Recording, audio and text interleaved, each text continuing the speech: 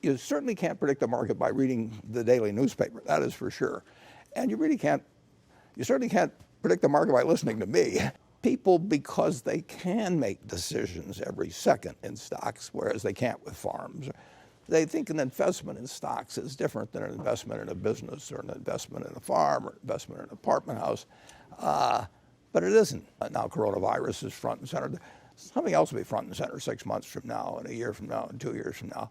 The real question is where are these businesses going to be 5 and 10 and 20 years from now? Some of them will do sensationally, some of them will disappear, and overall, I think America will do very well. It has since 1776. We just watched the Nevada caucus. Bernie Sanders walked away with the most delegates after that. He looks to be as the clear front-runner for the nomination for the Democrats this time around. You have long been a supporter of the Democratic Party. What do you think? Well, I think I'm going to wait and see who gets the nomination. But I'm a Democrat, but I'm not a card-carrying Democrat. And I've voted for Republicans. I've contributed to Republicans. A year ago, we had asked you about Michael Bloomberg, and you had said that if he ever entered the race, he was somebody you would support. Would you support him? Is he your candidate? Well, I would certainly vote for him. I don't think another billionaire supporting him would be the best thing to announce. But sure, I would have no trouble voting for Mike Bloomberg. I would say this in terms of Sanders. I actually agree with him in terms of certain things he would like to accomplish. I don't agree with him in many ways, but in terms of the fact that we ought to do better by the people that get left behind by our capitalist system. I don't think we should kill the capitalist system in the process. Alan Bucky writes in a letter. He says, if Michael Bloomberg becomes the Democratic candidate, would you consider buying his company? No. I can give you a categorical answer to that. Because of the price? Because of the... There'd be somebody who pay more. We do not understand at all what the outcome will be in a world where $13 trillion is being borrowed at less than zero. You know, the 10-year, speaking of these low rates, just a little bit ago hit its lowest yield since July of 2016 this morning. I think it was 1.377%. We're back at 1.396%. But 10-year rates below 1.4%. Yeah. Would you have anticipated this?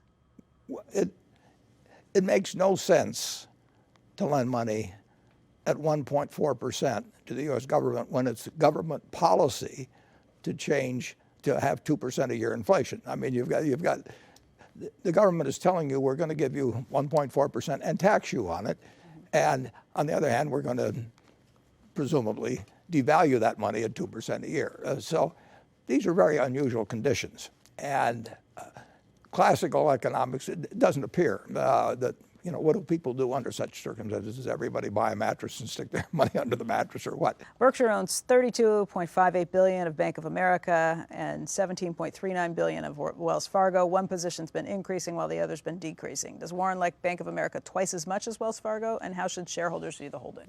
I think they've seen that we bought Bank of America and we've sold some Wells Fargo.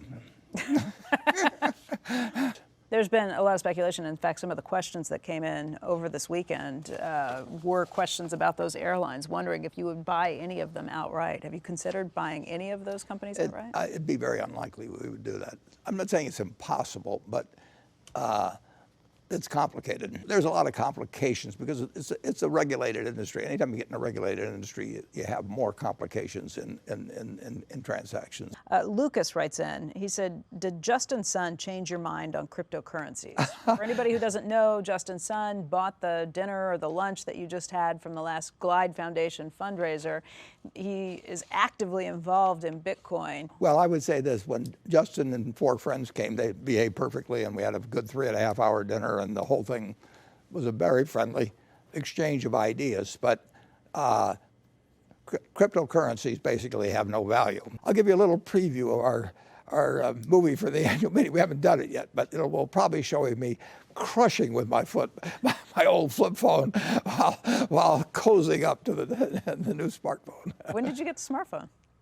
I've been given several of them, but including by Tim Cook. One finally stuck? What, pardon me? One finally stuck? You're actually Yeah, absolutely. No, my flip phone is permanently gone. The number's been changed to my new phone. Wow. Yeah. That's impressive. I mean, you're looking at an 89-year-old guy that's barely beginning to be with it. What do you like best about the phone? And what do you like least? Well, I don't use all its facilities like most people. I mean, most people are living their lives around it, and I use it as a phone. As a phone and nothing I else. use it as a phone.